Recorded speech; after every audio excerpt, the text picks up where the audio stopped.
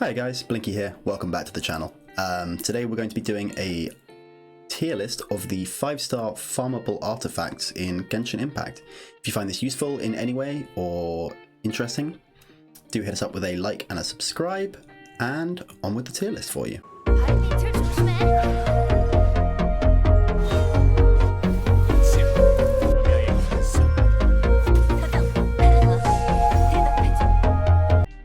Quick disclaimer, obviously this is going to all depend on what units you've got, your team composition, what you're planning on doing with each of those units, but this is more to be in terms of a efficient use of your resin and where you should be farming for which artifacts and which will be the most useful dungeon to be farming. First things first, we're going to be talking about Thunder Fury. This is from the Lightning Domain, which is the Midsummer Courtyard. This set has the effect of 2-piece. We've got Electro damage bonus plus 15%, and the 4-piece is increases damage caused by Overload Electro Superconduct by 40%. Triggering such effects decreases elemental skill cooldown by 1 second, can only occur once every 8 seconds. So this set is actually, I would say, best in slot for both Fischl and Keqing. And this is a very good set generally overall. Electro damage is fantastic for both of those units, who are both also top tier units, which is something to consider. And the 4-piece set of increasing superconduct and electro combo damage by 40% is fantastic, and also reducing elemental skill cooldown by 1 second is great as well. So this is going to be, I'm going to pop this in A, great most of the time. Rationale behind this being the other set in this combo is not great. So spending your resources farming this location gives you a 50% chance of getting the set that you want. But other than that, the set is amazing. Definitely recommend farming this set for those lightning users that you want to be using. Bordeaux, forgot to mention Bordeaux also. We want to get that counter off cooldown. That's fantastic. Next one, we've got the Thundersoother. This is from the same location, Midsummer Courtyard. This is what brings down our Thundering Fury set. This is an Electro Resist increase by 40%. It's a 2-piece, which in a lot of the content in the game, you don't really want to be playing defensive because you're on timers a lot of the time. And this increases damage against enemies affected by Electro by 35%. So this is quite good if you can consistently keep Electro on people. Two problems with this set. One, defensive sets are not great because you're on a timer a lot of the time.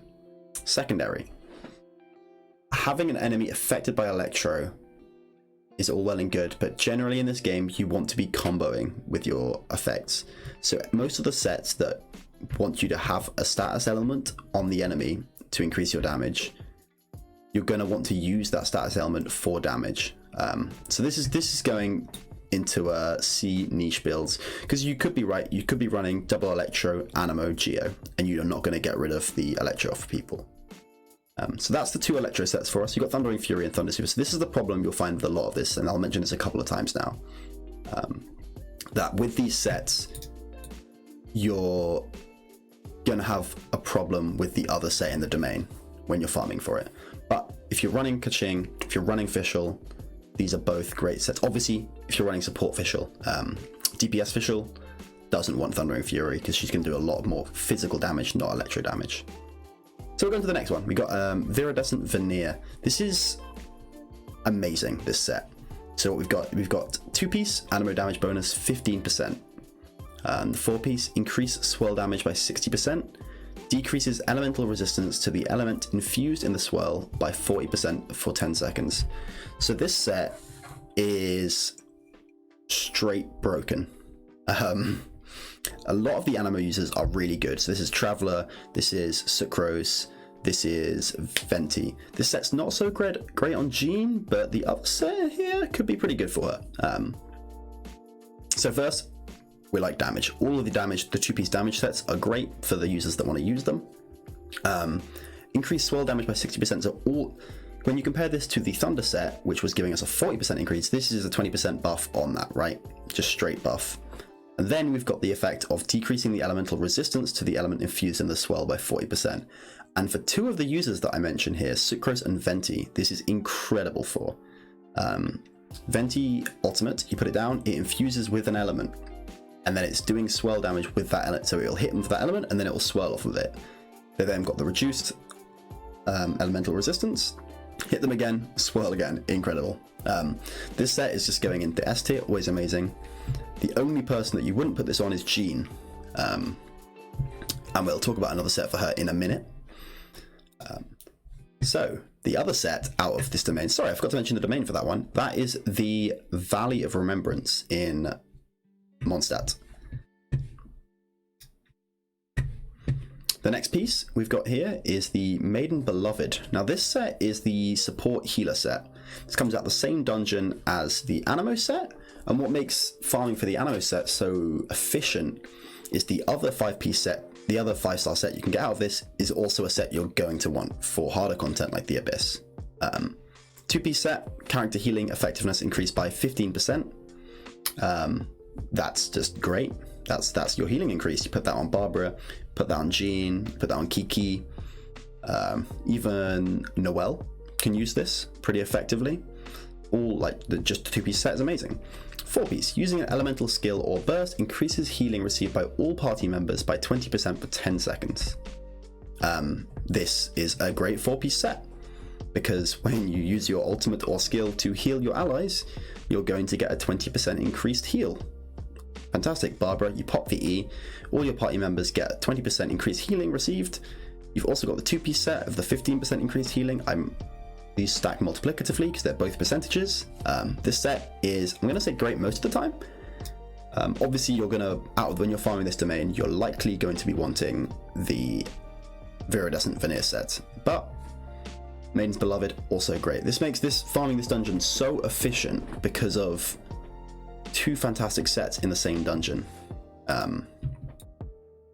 Next, we'll be looking at Archaic Petra. This is the 2-piece Geo. Gain a 15% bonus damage for Geo. Pretty good, solid stuff. The 4-piece set, this is actually a typo, so it currently says in the game, upon obtaining a crystal created through a Geo elemental reaction, all party members gain 35% resistance to that particular element for 10 seconds. Only one form of elemental resistance can be gained in this manner at any time. But this is a mistranslation, and what it actually is meant to read is, upon obtaining a crystal created through a Geo elemental reaction, all party members gain 35% damage of that element type for 10 seconds. So this set puts any Geo user in a supportive role. This is quite good on Ningguang. This is decent on Noelle, but you might want to be running a Maiden Beloved set. And the Geo Traveler, who can take a supportive DPS style with this. You debuff the enemy with Pyro, for example. You've got Zhangling, you Pyro debuff, you swap to your Geo user, you get a crystal, pick it up. All of your party members now have a 35% damage increase in Pyro, and you can swap to your second damage dealer or swap back to the same damage dealer. So any of you running Official Kaching or Zhangling Diluc, you could be running Barbara Mona. There's plenty of like double element comps, and that's pretty much the current go-to thing. So this fits the Geo users in particularly well. But I'm only going to put this in the B tier because the other set we've got here is the Retracing Bolide. Sorry, I forgot to mention actually, the set that this comes out of is the Domain of Guyang off the bottom right hand side of Liwei. The next one we've got is the Retracing Bolide. This set is the Increasing Shield set, and this is pretty trash. The only person who has just rack my brain. The only person with an activatable shield in the game is currently Noelle. These might change. Obviously, all of this is subjective to change, but the only person with an activatable shield is Noelle. So otherwise, you're going to have to be using Geo reactions in order to create shields for yourself, which makes this very what's the right term? Niche, subjective, more difficult to execute than having a straight damage bonus. And the 4-piece, while protected by a shield, gain an additional 40% normal and charged attack damage. So this set seems to just be built for Noelle. But I wouldn't recommend building Noelle as a damage dealer anyway, so we're going to put this in C for niche builds. Generally, Noel, you're probably going to want to run a Maiden's Beloved set. At least a 2-piece. You could go 2-piece that, and you could go 2-piece Geo, you could go 2-piece that, you could go 2-piece Martial Artist. So that's down in this niche build. This is the problem with a lot of these domains, where the other set in the domain is utter garbage and you never want to use it. Next, we'll be looking at the Crimson Witch of Flames set. Let me just double check where this is from. This is from the Hidden Palace of Zur formula. Now this set is insane on one specific unit and is good on everyone else. So this set is straight ridiculous on Diluc. Got the 2-piece, 15% pyro damage increase. Fantastic. We love just straight damage increases. The 4-piece, increase overload, burning, pyro and burning damage by 40%, increase vaporize and melt damage by 15%, and using an elemental skill increases the 2-piece set effect by 50% for 10 seconds, max 3. The reason why this is ridiculous on Diluc is because he has a 3-ticked skill. So he can tap it once, he gets the effect, there's no cooldown on this immediately, so you got a 50% increase on your 15%. You can use it again, that's now 100% increase on your 2-piece set, and then again. So you've got 150% increase on this, putting you up to around 52.5% increased pyro damage, on top of your increased overload and burning damage by 40%. It's just actually ridiculous. If you're using something like the Sacrificial Greatsword on Diluc, you can spam your 3Es out, get your massive stacked up pyro damage bonus, ult, and have your 3Es again. And when I say Es, I'm using PC, this is your skill. So this set is going to be going in the Always Amazing. No, I lied. Putting it in the A alongside the Thundering Fury set. For the same rationale that Thundering Fury has been put in this set. This is slightly better than Thundering Fury, so this would be like an A.5 if you have to look. If you have to look, this is an S. If you don't, it's like an A and a bit. Because of the other set in here, which suffers from the same problem that we had with the THUNDERSOOTHER set. God dang, tongue twisters.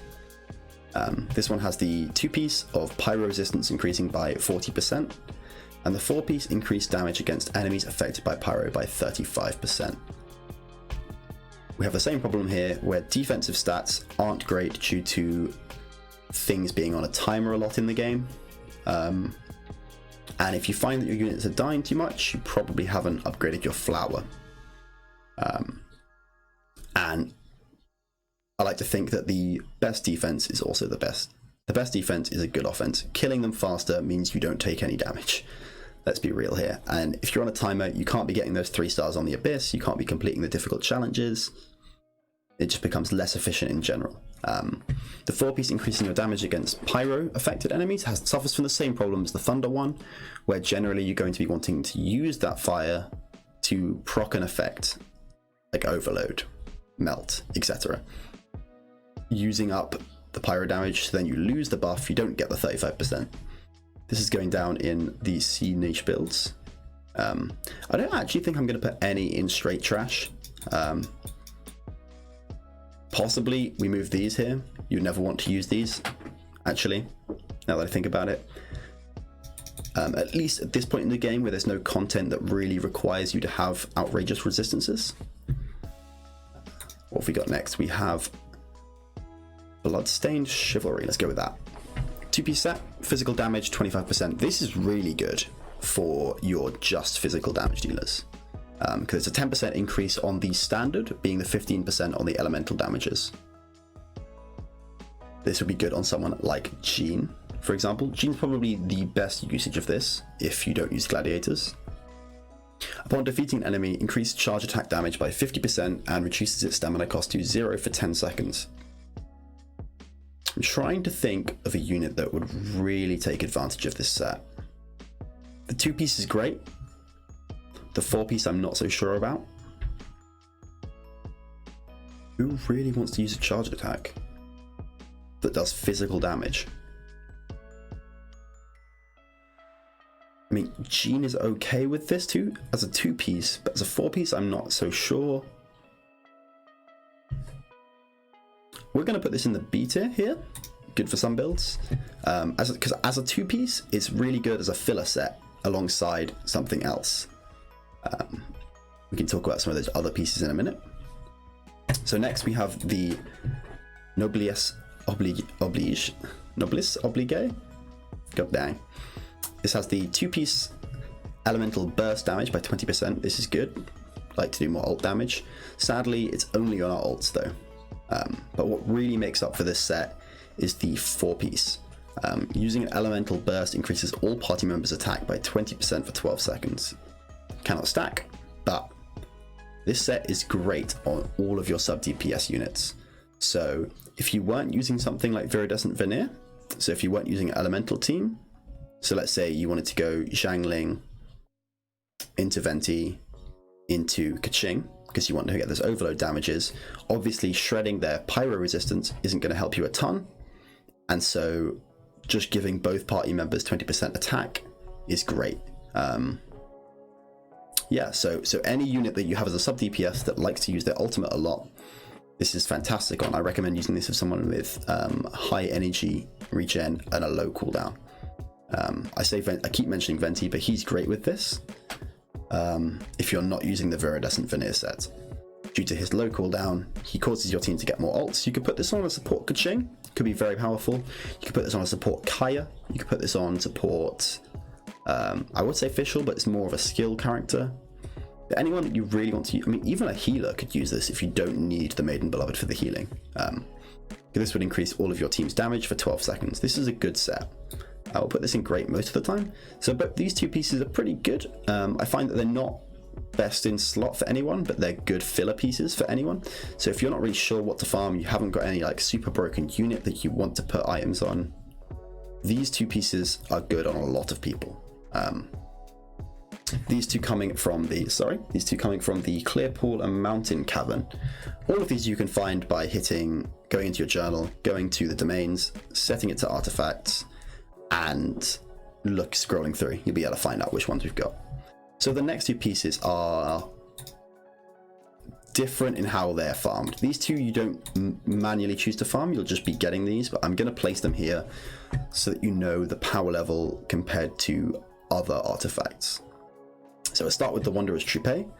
This is increased elemental mastery by 80%. By 80. God dang. This two-piece, solid. Elemental mastery, good stuff. Very similar to the instructor set. The four-piece, increased charged attack damage by 35% if the caster uses a catalyst or a bow. So this will be good on a couple of your mages. I really want to say that this would be good on Sucrose. But sadly Sucrose doesn't use the charge attack, so as a two-piece this is great, but she's going to want to use Viridescent Veneer instead. Mona, this is really good on Mona, increasing your elemental mastery. She likes to do charged attacks, so we're going to put this in great most of the time. Yes, just because of the two-piece, and you'll get this without farming for it. No, I'll tell a lie, we'll put this in B, just because you wouldn't actively farm for this, but you're just going to get these as you play through the game. And then we've got the Gladiator's Finale. Now this set is best in slot for a lot of units. I'm going to put this in Always Amazing, because no matter what element you're using, as long as you're a melee character, this set is great. The only reason why Thundering Fury and Crimson Witch aren't in S tier is because of where you have to farm them. If you had to farm this alongside Wanderer's Troupe, it would be great, but you're going to be farming it anyway. And this set can be used no matter what element you are, because it's just a flat damage increase. 18% attack is great, and if the wielder of this artifact set uses a sword, claymore, or polearm, increases their normal attack damage by 35%. So all of your damage dealers are going to want this set. You put this on Jean, Diluc, Keqing, Xiangling, literally anyone will love this, as long as they're not a ranged unit, obviously.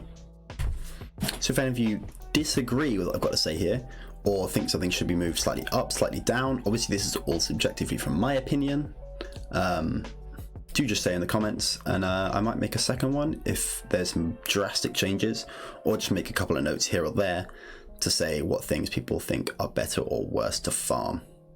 Anyway, thank you very much.